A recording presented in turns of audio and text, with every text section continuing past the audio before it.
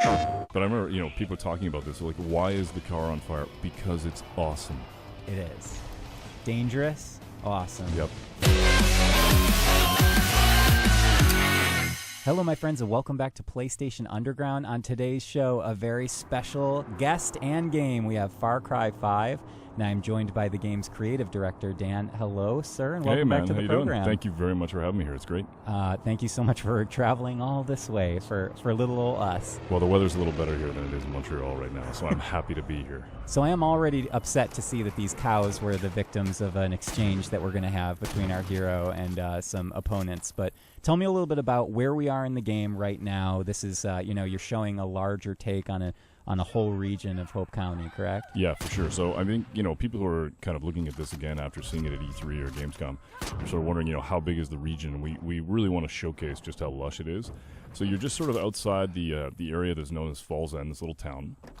And we've got you sort of being able to bomb around and do stuff. And obviously the cult is out there, and you got to be careful. But we wanted to be able to surround the world with tons of stuff that you'd normally see. Cars, different vehicles you could pick up. If you want to get into a classic American muscle car, you can. But that the world's dangerous, and that you're going to have to look around for people that you can kind of bring into your group, into your squad, and kind of push back on the cult. Because we built this rich, organic world that really does push back based off of what you do right there.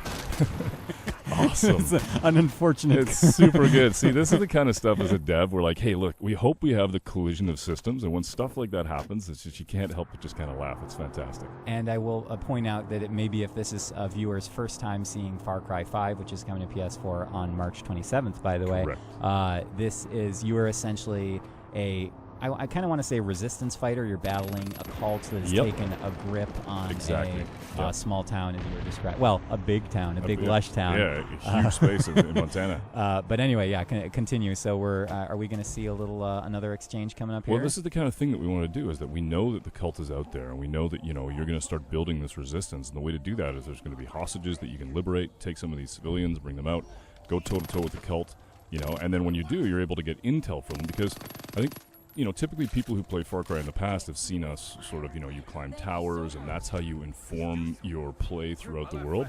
And this time we wanted it to feel like just regular people, right? You meet people, you see them, you see what's going on, and you get an opportunity to, there's one right there, picking up a weapon. Some people are going to help you, some people are going to be scared, but that there's a real interesting thing that happens then the social contract between people in the real world, where you go up and you talk to somebody, and then they give you information, and they may not have all the information. And if we build our world to feel like that, it just feels real. Now, I don't know if this is too under the hood, but I just saw that Susie's name came up as you spoke with her. Now, is she a set, like a written NPC? Is this just a random NPC that could have happened to be there in that moment? Like, so we wanted to blur the lines between the sort of the random and the set. And so what we really said was like, everybody's got a purpose, everybody's got a little bit of a history. So even though Susie may not be somebody that is a large player in the story, right, she's still somebody with a personality. She has opinions. Yeah, here we go. Like, why? Oh, why not? Oh my goodness! Just drive right by it, though. Hey, there's going to be times where I'm just going to stop talking and let the game talk for itself. Absolutely. But yeah, we wanted to make it so that there's variety. There's an opportunity to have regular people who maybe, aren't going to pick up a weapon and help you. But then at that point, you're able to turn to Susie and say, hey, listen, you want to join? You want to fight with me? And you can. She's in the car. She's going to come with you. She's going to have opinions about stuff. And you're just going to go out there and have a great time together. I don't know if you're allowed to say, but is Susie going to then permanently join the roster, or is she at the whims of fate and she could potentially be, downed in combat? The whims of fate. I know, you like the that? way that sounds. I wanted to avoid something really dangerous. No, that's really good. That might be my next band name or something. The whims of fate. Do it. I like it. I'll take you are welcome to take it. That's awesome.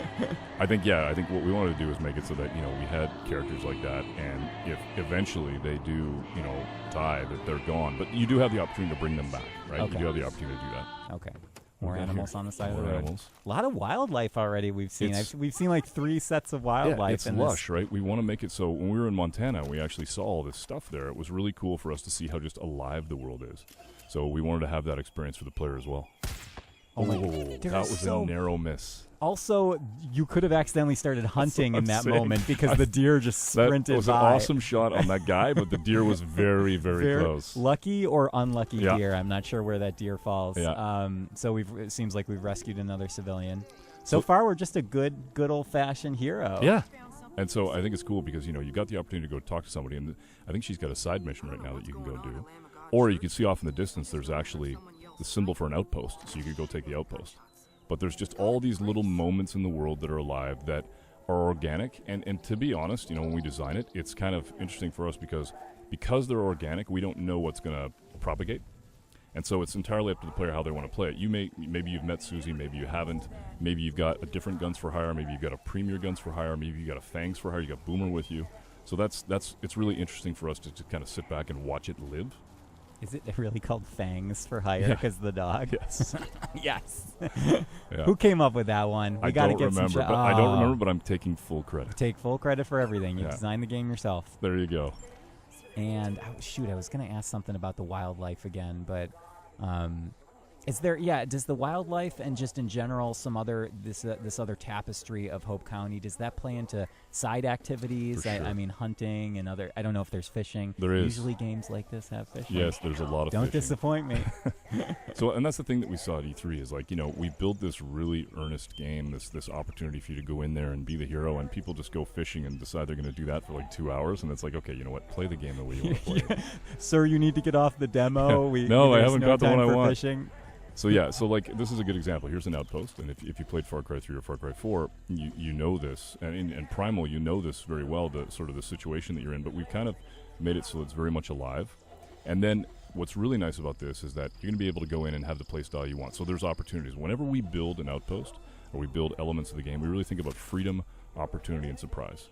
Right? The freedom to be able to attack this outpost the way you want. All kinds of opportunities, different guns, different weapons, different ways of aggressing the situation. And then the surprise that it may not always go the way you think, and we'll just see as it happens. That is literally every time I try and play something stealthy or strategically, it goes to hell immediately. Immediately. Yeah, but he's doing pretty well here so far. Taking him out one nice shot. Oh, is this a silenced weapon? Yes, so they don't know. Yes. Little do they know that they are under attack. Correct. You know what? I remember what I was going to ask you is, does our protagonist have a name identity? Is it a kind of a nameless protagonist? Well, how have you guys what we've been trying to do is moving towards something that's really lean, right? What I don't like is when I'm playing a game and the game doesn't communicate what my emotions are or my feelings are. So in this case, we've got. I'm just watching. Brutal. Just watching it happen. What we've got is a player character that's super lean. So you have an occupation.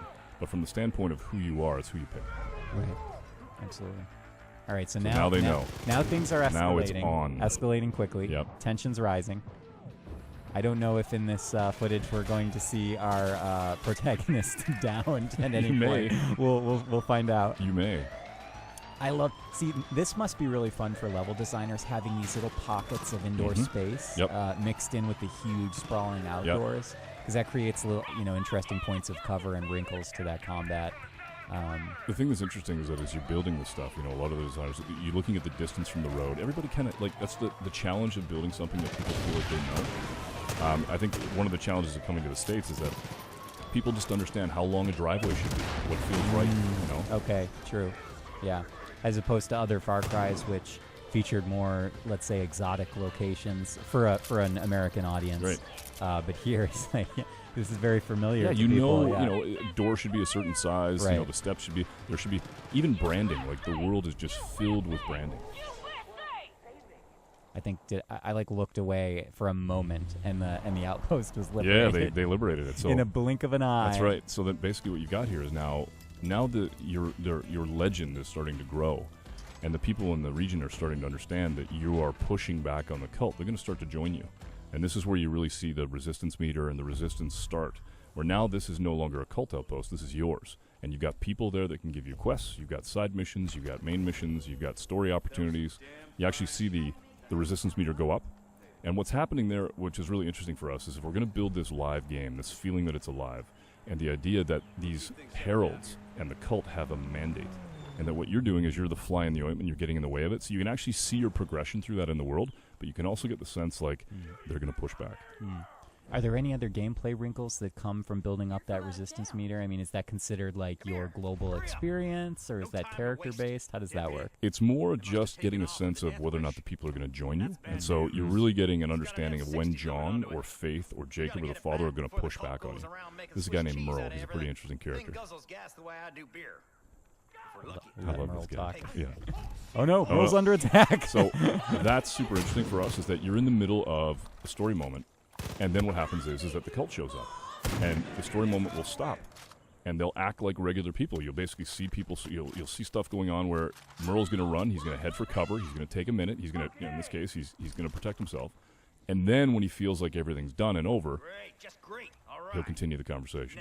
Nice. I'm thinking about all the programming nightmare that entails. It's and not easy. No, it's definitely not. We got a lot of smart people back in Toronto and in Montreal and around the world who really worked incredibly hard to be able to do this and bring these characters to life. And it's the devil's in the details, right? If you walk up to somebody and you go, hey, listen, I want to have a conversation with you, and then you decide to walk away, they're going to get a little pissed off. They're going to get a little hurt. And when you come back, they may give you a little bit of grief about it. You can hurt feelings in this game. You watch out, because that's the truest weapon. It really is the mind and the heart. Words hurt. Yes, absolutely. So now I don't know if you know where we're driving next. So it looks like we have a waypoint in the distance here. What's happening here is that you're basically going to go, Merle's got this pretty cool car, and on the back of it is this 50 cal, and he's basically saying, if we're going to do some damage against the cult, let's go get this thing. So it's called the Death Wish. So you're going to go back and basically try and find this thing. Okay, gotcha. It sounds, very peaceful vehicle, the Death Wish. The Death Wish. Yeah. Right? They really named it. They nail on the head with that Happy one. Happy birthday! It's the Death Wish. Okay, so here it is. And is it under cult control right now? It is, and it's interesting because Merle says the thing guzzles gas like he drinks beer, and that's why he's actually at the gas station. So he knew that they'd eventually have to go and head to the gas station. Small micro storytelling there you go. Right there. Dan, you got it all figured out. So what we're basically going to see here is the attack on this and attempt to get it back. But what's really tricky about this is, in maybe previous versions, you'd go in and try and basically blow this thing up, but now you got to take it back to them, and you got to be able to use it as a weapon. So it's the kind of thing where we really wanted to make rough tools and put you in situations where you could use the weapons that are around and kind of harvest it if you can. Oh, goodness. All right, so now the chase begins. I like how about to go in the truck, and then then it's like, wait a minute, second. That is a badass car. I'm taking that. This is one of the things that we really wanted for the game. Was just being able to get into those classic cars. Yeah, absolutely. And then just go into, great movies of old, fantastic car chases, and get the spirit of that. And you got the radio going. Yeah, but you're being chased, so you got to be careful. And I will point out, I think this footage is from single player, but Correct. The game does feature multiplayer Absolutely, as well. through the entirety of the game. Through the entire game. Yeah, what we wanted to do is just build this system of the for hire system so that it all felt like it was under one umbrella. So you have guns for hire, fangs for hire, and then a friend for hire. Good old friend for hire. Yep. Just going completely off-road bonkers. Oh gosh. Yeah, so they got backup, right? Basically calling for help. Tell me, I don't know if you want to talk a little bit about the weapon system here, but I don't know how expansive customization is, or if it's very straightforward, like you grab a weapon and you go. How did you guys approach design? I think the way it starts is just being able to pick up weapons, and being able to grab things that are around you, and then start to, as you get an appreciation for what it is that is your play style, to be able to go into shops and to be able to find weapons or buy weapons, and then customize them the way you want, and sort of get that classic feel to them. So definitely, for sure, if you love doing that in previous Far Cry's, you're going to love it in this one. I always spend an inordinate amount of time customizing my arsenal, and then I feel like I just end up switching to something else minutes later, but it's part of the fun. It's all part of the journey. Oh goodness, hello. Well, that's just it, right? Traffic. There's going to be people on the road. You got to be careful. What's your favorite weapon that you usually play with? What's the style that you play? I feel like revolvers are usually like something that in other shooters I often lean towards that because they're good for a variety of situations. Sure. Yep. They feel cool. Yep. Sometimes you get those cool engravings on the side. See, for me, it's a flamethrower, but I don't know that would help here. I think that would only cause mayhem. Probably not. I think that really tells us about our personalities, is that Indeed. you lean into the flamethrower element. Mayhem. Yeah. What's cool about this is that you're actually seeing like life on the side where the cult is going in, they're taking people. It's in the middle of a mission, but still the world is open. And so we really don't know what's going to happen. Oh, okay, so they basically threw out smoke, and now you're in a bit of trouble. But there's also a convoy coming by because they're actually doing stuff. Most flagrant use of dynamite I've ever seen. All right, so here's the options. Trouble. Basically, you got to go get that truck. See if you can. Leave that muscle car. Oh, goodbye, sweet muscle car. Yep. We hardly knew ye. Oh, here you go. You get to turn it into a weapon. Up in the 50 cal. Oh, there and he unleash. is. Now, I think that soldier probably should have turned tail at that point. Yeah, I think strategy dictated. At that point, maybe the courage was too great for him. So now you got to head back towards Merle. You got the truck, and now when you eventually get back there, Merle hops in the back. He hops on the 50 cal, and now what you're going to do is you're going to basically go around here to this place where they're stashing this thing called the Bliss. And that's one of the things that the cult uses to control people. So there's all these barrels of bliss, and you basically destroy them, blow it up. And if you're successful, you get to keep the Death Wish. But only if you're successful. Only if you're successful. And you can hear it, actually. You hear that reverb? That's the actual drug taking its effect on the player as you play. Oh, interesting. Okay. Oh, no. Oh, boy. Fire inside the vehicle, never a good sign. Nope. Please exit as soon as possible for your safety. All right, so now Merle's in the 50 cal, and he's actually unleashing on these guys at the same time as you. I like that you're still getting the stealth markers in a very They're like, are you trying to? Yeah. No, you're okay. No. I'm good. No stealth needed Not here, today. sir. What about how do you guys manage the day-night cycle in Far Cry 5? Is it dynamic? Is it something that's set? Does it depend on story missions? There's definitely moments in the game where we wanted you to be able to experience a certain time of day, but for the most part, it's pretty organic, right? It manages it the way that you would expect it to. So you just completed the Death Wish, and now you can go and repair if you want, or you can go talk to Merle, or you can even go in and buy a new vehicle. Entirely up to you. You just drive that one straight off a cliff. Yeah, and then Who you go needs back. the Death but Wish? once you find it, it's yours, because that's what you want right now. We're headed to something a little bit more interesting. This is a little... this wasn't interesting Well, already? the last one was interesting, but this... Well, I think you'll see what I mean. This is Clutch Nixon, the greatest stuntman ever to come out of Hope Valley. Oh, my goodness. So, it's... Yeah, I just want to hear this. So now, what we really wanted was, whenever time you go to a place and you sit in a bar and you hear about these stories of the local legends. The local legends. Yeah. We really wanted one, so we built one. And you get to play the memories of his greatest achievements as a stuntman. And they're just awesome. They're just out of control. They're just ridiculously amazing. The car's on fire. You're actually kind of in the past Correct. right now. Yes. Okay. Yeah. You're living sort of the best of his adventures and seeing if you can really beat his. And you can actually hear like the sportscaster talking about your feats and how you're doing. Dan, are you saying that I can change the past by reliving the life of Clutch Nixon? I don't know if you could do that. Aren't we writing the past in this moment? You might be. Oh, you goodness. might be. But I remember, recovery. people talking about this. Like, why is the car on fire? Because it's awesome. It is. Dangerous. Awesome. Yep.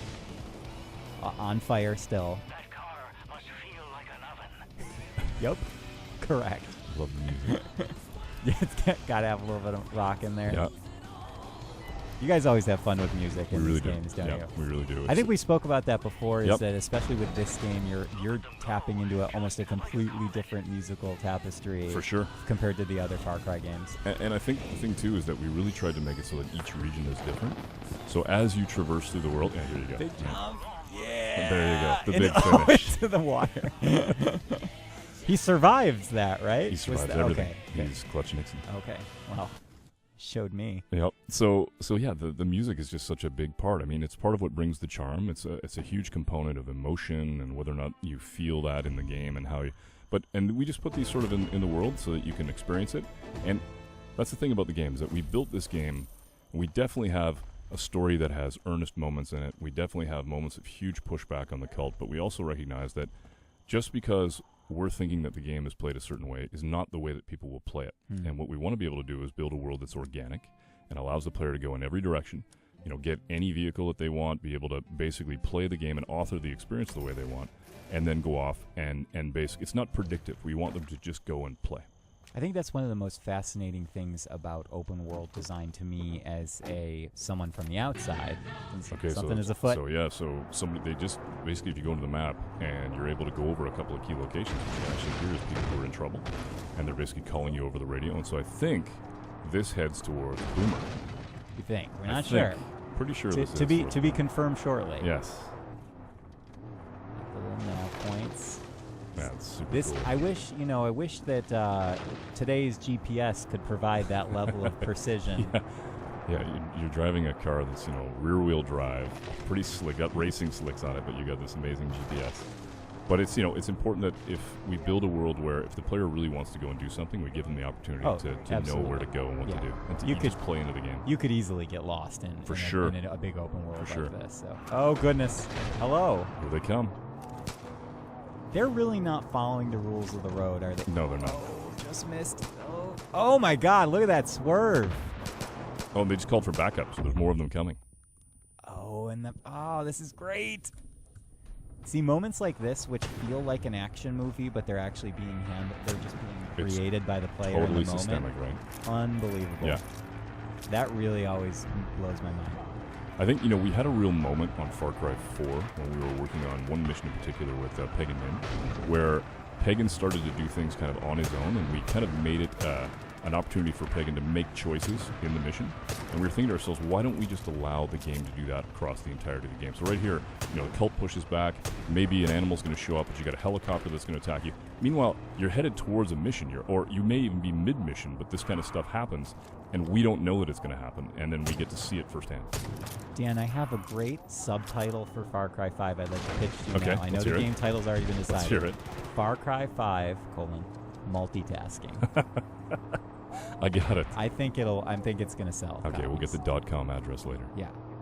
Just work out the details with my lawyer. Cool. And I love, you can see in the distance, you got these amazing mountains. It's just, I love the diversity of the environment as well. Well, you asked the question about night and day, and honestly, it's like there's some really cool things about sort of being alone in the dark and feeling the sense of, what's around the corner. And then there's just these beautiful moments of dawn or dusk. And the lighting in Montana was phenomenal when we were there. So we just wanted to be able to experience that. But then there's also terrible stuff that's going on where the cult's done terrible stuff because they're bad people and basically come in and then you have an opportunity to push back on them. That thing off in the distance, I believe that's actually a repurposed fertilizer container, and inside it is bliss, and if you blow it up, you actually get resistance points. Okay. But we do have apple and pumpkin picking. Correct. Right there. And there's Boomer. I see the sign. Yep. So let's see what we do here. Do we go in quiet? And you can hear Boomer.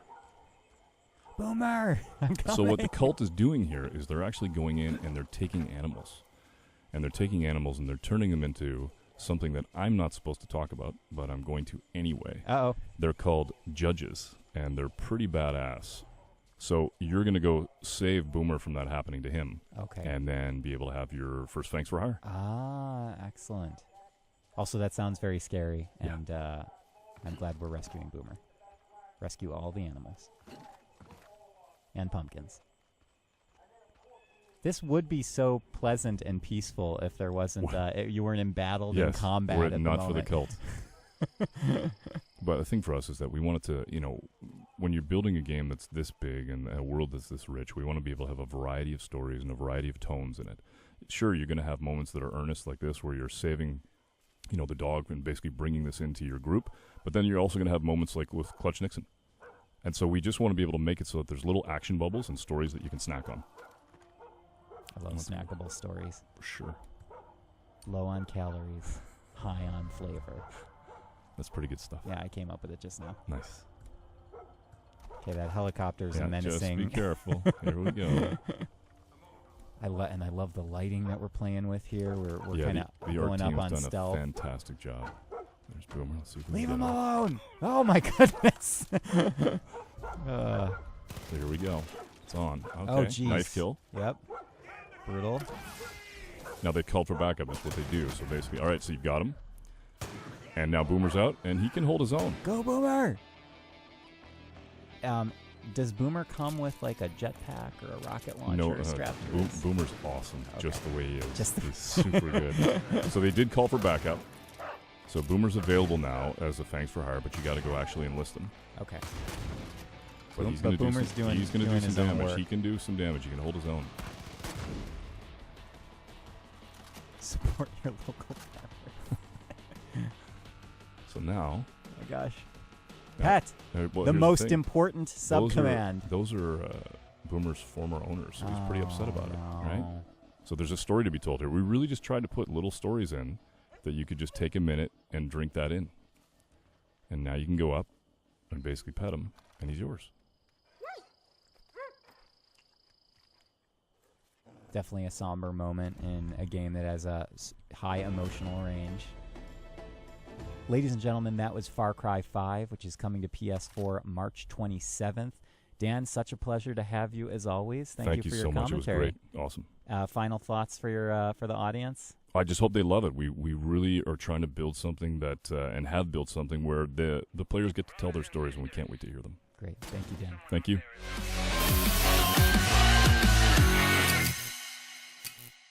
PlayStation